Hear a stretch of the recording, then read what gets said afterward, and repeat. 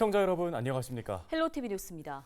옛 부평 미군 기지인 캠프마켓 잔여구역이 20일자로 완전히 반환됐습니다.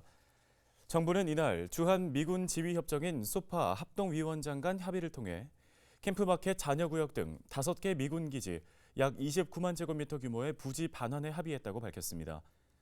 캠프마켓 부지는 지난 2019년에 폐쇄가 완료된 일부 부지인 군수물자시설과 숙소, 야구장 등 21만 6천 제곱미터를 반환받은 바 있습니다. 이후 인천시와 지역 주민은 지역 개발을 위해 잔여구역의 조속한 반환을 지속적으로 요구해 왔는데요.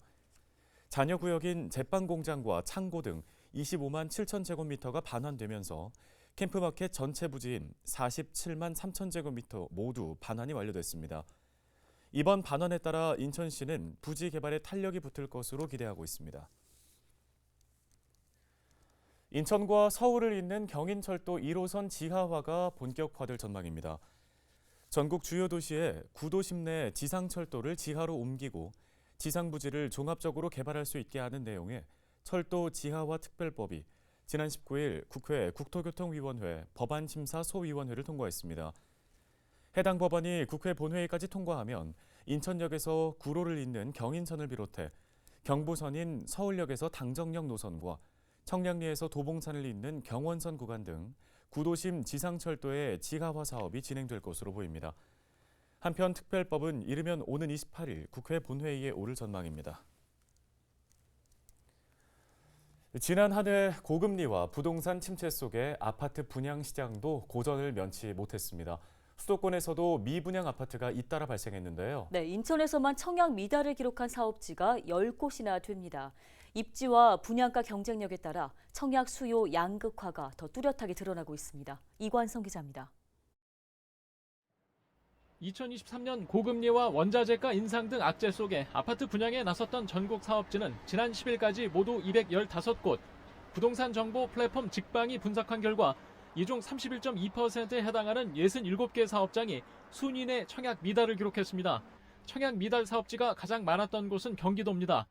경기도 안성시와 양주시, 오산시와 용인시, 평택시와 포천시, 화성시 등 14곳에서 청약 미달이 나왔습니다. 경기도 다음으로 청약 미달 사업지가 많았던 곳은 인천입니다. 인천에서는 미추홀구와 서구, 중구와 연수구 지역 등 10곳에서 청약 미달이 나왔습니다. 청약 경쟁률은 입지와 분양가 경쟁력에 따라 양극화 현상을 보이고 있습니다. 인천의 경우 지난 6월 검단 신도시 AB 19블럭에서 분양한 호반 서밋은 34.9대 1을 기록했고 10월 검단 신도시에서 분양한 롯데캐슬 넥스티엘과 이편한 세상 검단 웰카운티는 각각 111.5대 1과 23.2대 1로 인기가 높았습니다. 반면에 인천 원도심 곳곳에서 분양한 아파트들은 대부분 수요가 공급을 따라가지 못해 청약 미달을 기록했습니다. 금리 인하 등 부동산 시장의 변화가 없다면 아파트 분양 시장 양극화는 더 확산될 것으로 보입니다. 미국에서 2024년에 3차례 정도 인하 시그널이 나왔는데 한국은행이 실제로 얼마나 내릴지, 얼마나 빨리 내릴지에 따라서 투자 심리가 살아나면 청약 시장도 반등에 성공할 것 같고요. 예상과 다르게 금리가 인하가 되지 않는다면 오히려 더 위축이 될 수도 있기 때문에 아파트 가격이 떨어지고 분양가가 크게 오르는 상황에서 청약 수요자들은 더 신중하게 집을 고르고 있습니다. 아파트 분양 사업에 나서야 하는 원도심 비역세권의 재개발 재건축 조합들은 고심이 깊어지고 있습니다. 헬로티비 뉴스 이관성입니다. 다음 소식입니다. 부천시의회 올해 마지막 회기가 모두 마무리됐습니다. 네, 본회의에서는 GTX 비변전소 논란과 재정 건전성 우려 등 다양한 현안에 대한 시정 질문과 답변이 오갔습니다. 이정화 기자입니다. 내년 상반기 착공을 앞둔 GTX B노선. 그런데 열차의 전기 공급을 위한 변전소 장소로 부천 상동 호수공원이 거론되면서 지역사회가 반발하고 있습니다. 논란 속 부천시가 입장을 밝혔습니다. 상동 호수공원 내 전철 변도소 설치 문제점과 수용 불가에 대한 기본 입장 등을 문서로 제출하고 상동 호수공원의 공간을 훼손하고 기능을 위축시키며 환경적 위해가 검증되지 않은 변전소 설치를 절대 묵과하지 않겠다는 말씀을 다시 한번 드리며 매년 늘어가는 지방채와 여전히 낮은 재정 자립도에 대한 우려도 도마에 올랐습니다. 특히 올해 발행한 지방채 2,100억 원 가운데 30%가 부천 아트센터 건립에 쓰이면서 부담은 더 늘어났습니다. 총 3천억 정도의 지방채를 우리가 떠안고서 지금 시정을 하셔야 되는 조금 부담스러운 상황인데 문제가 또 있습니다. 지금 금리가 계속 높아져서 어떻게 좀 앞으로 이 지방채를 관리를 해서 좀 효율적이고 재정 건전성을 좀 유지할 수 있으실지.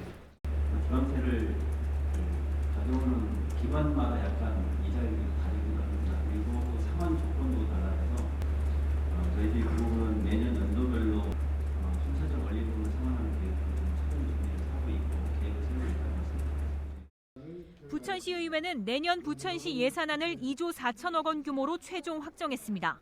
헬로티비 뉴스 이정합니다.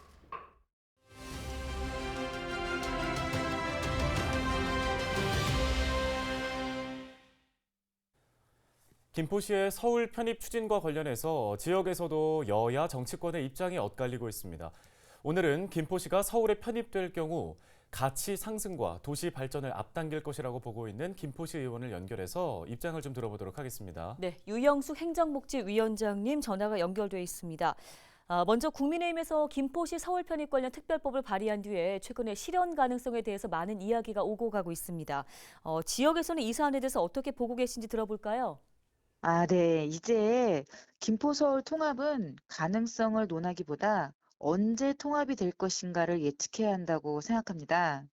최근 김포시 주민들을 상대로 편입의 당위성과 통합 절차, 그리고 김포시 비전에 대한 설명회가 계속되어 왔습니다. 또한 이와는 별도로 지난 11월에 국회에서 김포 서울 통합특별법이 발의된 상황이기도 하고요. 또한 김포시는 지난주 금요일인 12월 15일에 김포시 광역자치 단체 변경 토론회를 개최하여 시민들과 함께 심도 있게 이슈를 다뤘으며 조만간 행안부에 주민투표를 건의할 예정으로 알고 있습니다. 주민투표 또는 의회의 의견 청취 후 국회에서 심의 의결하는 절차를 거치게 되는데 일단 주민투표의 편입 찬성 의견이 그동안의 여론조사를 보면 상당히 높을 것으로 예상하고 있습니다.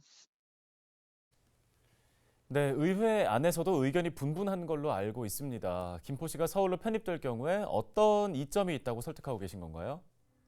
편입의 제일 큰 이득은 우선 김포라는 도시 브랜드의 향상 및 가치 상승이라고 할 수 있겠습니다.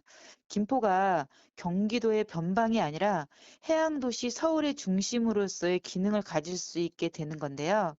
사실 국제적인 대도시들은 바다를 끼고 성장한 사례가 적지 않습니다.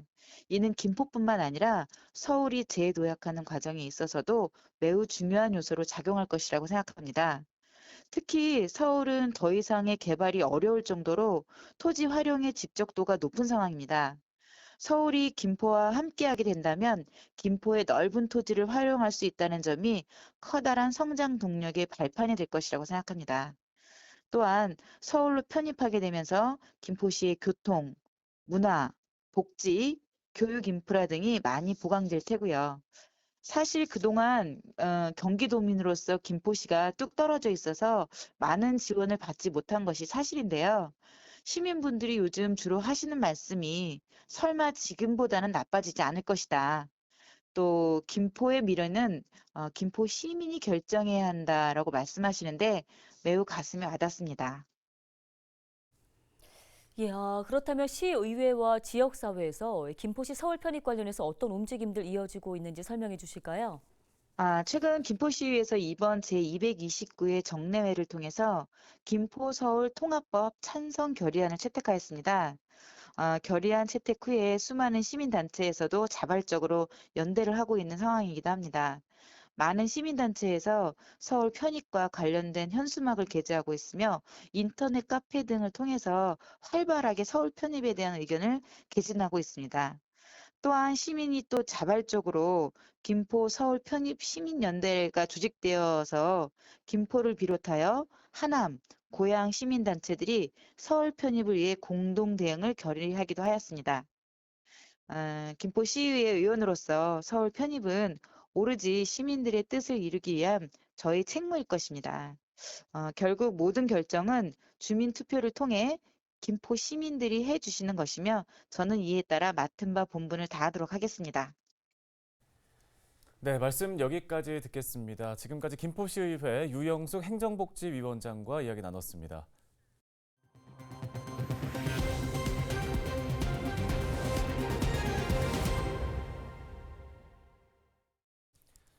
김포시가 하성면 한우 농가에 럼피스킨 확진으로 내려졌던 방역대 이동 제한을 지난 15일자로 전면 해제했습니다. 시는 이달 3일부터 예찰 지역, 보호 지역, 관리 지역 및 발생 농가 순으로 임상과 항원 검사를 진행한 결과 이상이 없음을 확인한 뒤 이같이 조치했습니다. 이번 해제로 김포 내 축산 농가는 생축에 대해 자유롭게 이동할 수 있게 됐습니다. 황창하 농업기술센터 소장은 이동 제한 명령은 해제됐으나 앞으로도 거점 소독소 소독 필증을 확인하고 농업기술센터에서 배부하는 신규 송아지 백신을 접종하는 등 방역 조치를 준수해달라고 당부했습니다. 김포시 맑은물 사업소가 지난 18일부터 김포 레코파크 하수처리장 증설에 따른 종합 시운전을 시작했습니다.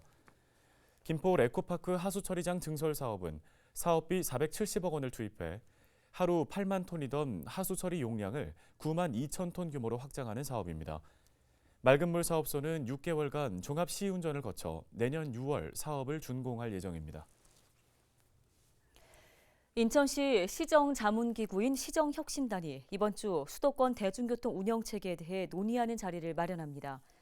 시정혁신단은 하나의 교통생활권으로 묶여있는 인천과 서울, 경기 지역에 보다 효율적인 교통 운영 대책이 필요하다는 전제 아래 21일 정책 토론회를 엽니다. 토론회에는 인천시정혁신단뿐 아니라 인천연구원과 서울연구원 관계자, 지자체 교통부서 관계자가 한자리에 모여 대중교통 활성화를 위한 운영 방안을 논의할 예정입니다. 인천세관 통합검사센터가 송도에 문을 열었습니다. 인천세관 통합검사센터는 매해 증가하는 수입 컨테이너와 해상 특송 물량을 소화하기 위해 인천항에 흩어져 있던 기존 세관 검사 시설을 통합 이전한 시설로 1,230억 원을 투입해 인천항 아함물류 2단지에 건설했습니다. 센터는 컨테이너 검사센터와 전자상거래 물품을 처리하는 해상 특송 물류센터, 우범 화물 집중 검사장 등으로 구성되어 있는데요.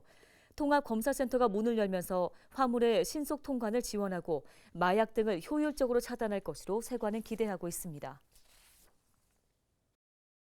김포시가 2024년 환경부 공모 사업인 생태 보전 부담금 반환 사업에 선정돼 국비 4억 3천만 원을 확보했습니다.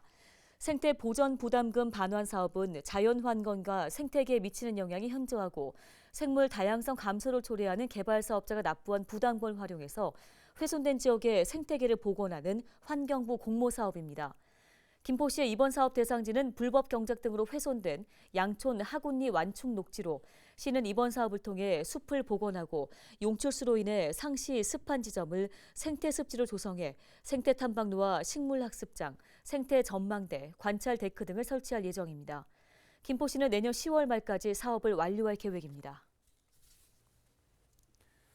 인천 계양구가 내년부터 사망한 참전 유공자의 배우자에게도 보훈수당을 지급합니다. 계양구는 참전 유공자를 예우하기 위해 내년 1월부터 유족인 배우자에게 월 5만 원씩을 지원합니다. 수당은 개정된 조례를 근거로 지급되며 기존의 보훈 예우 수당을 받고 있는 경우는 대상자에서 제외됩니다. 계양구는 사전조사를 통해 대상자들에게 수당 신청 안내문을 개별 발송하고 이달부터 신청을 받고 있습니다. 부천 지역의 코로나19 선별진료소가 이달 말을 끝으로 운영을 종료합니다. 이는 올해 초 780건이었던 검사 건수가 최근 90건까지 줄면서 그동안 코로나19 대응에 집중했던 보건소 기능을 일반 의료 체계로 전환하기 위한 조치입니다. 다만 코로나19 위기 단계는 여전히 경계 수준을 유지할 계획이며 고위험군을 위한 진단과 검사비, 치료비 등은 지원을 계속할 예정입니다. 부천의 선별진료소 운영 중단은 지난 2020년 1월 20일 첫 환자가 발생한 이후 1,400여일 만입니다.